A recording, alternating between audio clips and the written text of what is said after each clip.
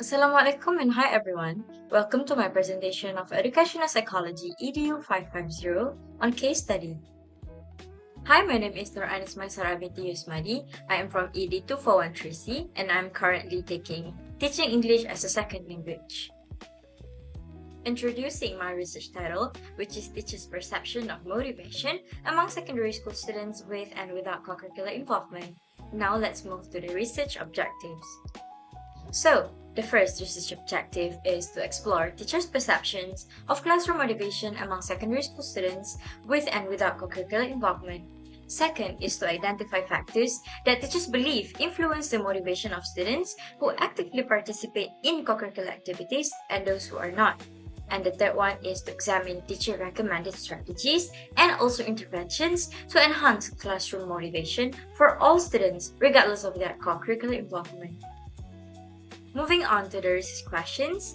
First is how do teachers perceive the differences in classroom motivations between students who are actively involved and those who are not involved. Second is what factors does contribute to the classroom motivations of students with different levels of co-curricular involvement. Third one is what teaching strategies and interventions are recommended to enhance classroom motivation for students regardless of their co-curricular participation. These are the literature review I found that support the topic of my research. First is by Werner Philip et al. 2025. They suggest that since teachers unconsciously rate students with high co-curricular motivation more favorably, there is a potential bias in the classroom. Second is by Ibrahim 2025. She found that there is a significant improvement in identified regulation, which is referring to the understanding of the value of school and also intrinsic motivation among students who participate in extracurricular activities. That one is by Nazri Muhammad and one Amiran Muhammad 2024.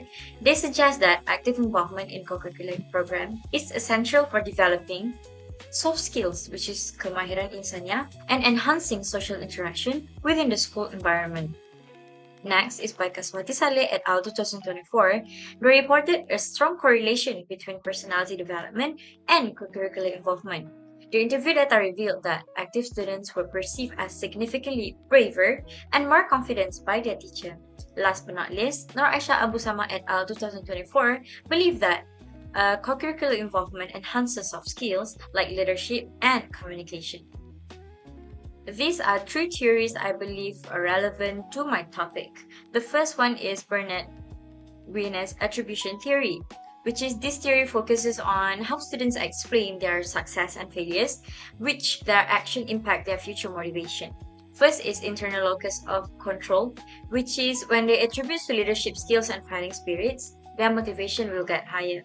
Second is external attribution, which is parents, peers, school environment. Those are the factors that can influence students' motivation. Second is self-determination theory, which focus more on the quality and type of motivation. SDD highlight 3 points, which is autonomy, competence, and relatedness. The first point, autonomy. When students have high autonomy, which they will engage more deeply, which contribute to the high motivation. Low autonomy is when students feel coerced to do things, especially when they are forced to do by teachers or their parents, so they will have a low motivation. Second one is competence. When students see progress or mastery, they will have a high motivation. For example, they are on their favorite subject or subject that they can excel. Last but not least is relatedness, which focus on the secure attachment to teacher and peers, which is a sense of belonging. When they have this sense of belonging, they will have high motivation. Last but not least is behaviorism, which is operant conditioning by B.F. Skinner. So this theory focuses on shaping behavior through positive reinforcement. So from here, I highlight 2 points, which is intrinsic reinforcement and also extrinsic reinforcement. So intrinsic reinforcement focus on the praise, feedback, or appreciation, while extrinsic reinforcement focus on certificates or any form of physical treat by teachers like sweets or candy. So for this research, I use a qualitative case study methodology. which I use purposive sampling, which I give to two teachers. First teacher is a novice teacher. She is a secondary school science teacher with teaching experience of 1 year. And second teacher is a veteran teacher, which is a secondary school geography and history teacher. She's been teaching for 29 years total. And in terms of data collection, I conduct semi-structured interviews with interviews conducted online via Google Meet. And the interviews conducted was in Bahasa Melayu because when I asked them, they said they are more comfortable in Bahasa Melayu. And last but not least, the interview's duration is around 15 minutes. So these are the interview questions I asked to the teachers. Each list of questions will answer the research question I provided earlier. Next, let's see the findings of my research. So the first finding that we can see is in terms of similarities. So both teachers agree that is a correlation between co-curricular activity and classroom motivations. They agree that students who are active in co-curricular activity has higher motivation in classroom compared to those who are inactive, which tend to have a lower motivation in classroom. Second is perception of students' roles in group setting. They both observe that active students usually dominate or take a leadership roles, while the inactive students adopt a follower roles or passively follow instruction from their active peers. The third one is instructional strategies, which are on collaboration. Both teachers utilize a collaborative learning as a primary strategy. They both mentioned that mixing students of different levels in group, so active student can guide or push the less active one, for example, on a mentor-mentee activity. And last but not least is use of positive reinforcement. So both teachers emphasize the importance of verbal affirmation, while also giving praise, and giving praise even for a small achievement is essential for students' motivation.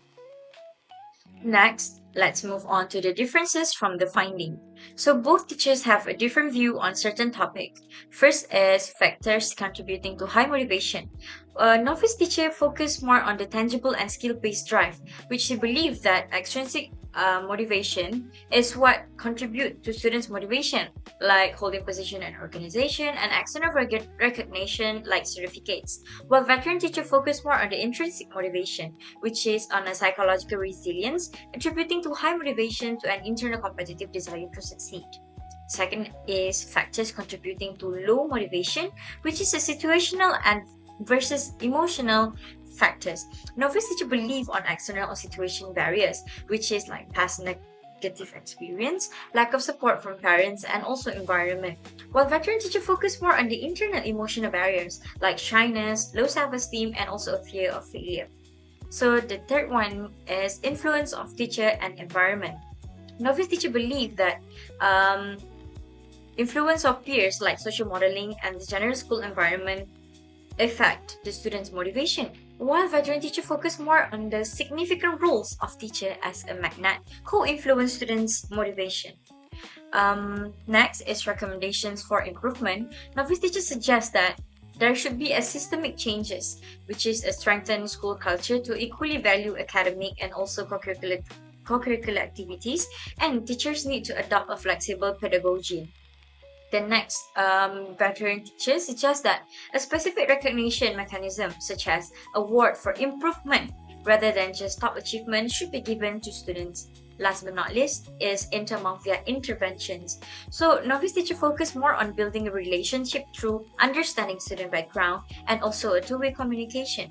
But veteran teacher focus more on building emotional connection and using a tangible rewards like sweets and candy alongside praises to build closeness. Next is thematic analysis, which I want to highlight this theme, environment influences on students' motivation. Veteran teacher believe that teacher is the biggest influence for students' motivation in classroom, which is teacher act as a central motivator. She mentioned in the interview that a teacher actually becomes a magnet for students, which greatly influences a student's motivation. Guru sebenarnya dia menjadi satu magnet untuk murid-murid. Kalau pelajar tu dah orang kata suka dekat cikgu tu, tak kira lah suka macam mana, suka dari segi cara cikgu mengajar, suka dari segi cara cikgu bercakap, mendekati mereka, itu sangat mempengaruhi motivasi seorang pelajar. Now, let's see the novice teacher thematic analysis, which she believed that social modeling and peer pressure influence students' motivation. She mentioned that being around active peers can encourage a student to be more positive and active. Apabila mereka berada dalam kelompok yang orang cakap Bergerak aktif lah. yang bergerak aktif dalam core curriculum akan terus dapat mendorong mereka kepada positif. In conclusion, we can see there is a clear link between a co-curricular involvement and also higher classroom motivation. We can see that students who actively participate in co-curricular activities are perceived as more confident, disciplined, and willing to take on leadership roles during lesson. In contrast, we can see that students without this involvement tend to be passive and struggle with low self-esteem and a fear of failure. These behavioral differences are driven by factors such as the opportunity to build skills, peer influences, and also the level of support students receive from the environment, including teachers, peers, and also school. In order to improve this situation, there are some recommendations that can be given to schools, parents, and ministry. First, schools should celebrate growth, not just success, which students should be awarded for their improvement, not only to top achiever students. Second, schools should implement collaborative grouping, which students can guide their peers and also to avoid discrimination. Third is foster a balanced culture, which schools should fairly recognize both academic and also co-curricular achievement.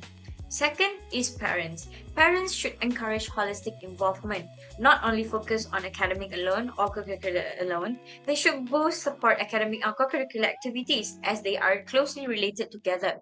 Second is to support students' time management. They should help students to create and manage their schedule. Third is to ministry, which is ministry should upgrade school facilities, for example, digital system and modern tools in classroom like LCDs and projector. Last but not least is ministry should promote a flexible pedagogy. This is in order for teachers to meet diverse needs of students in classroom. So they need a policy and also a training that can encourage differentiated pedagogy. That's all from me. Thank you for watching.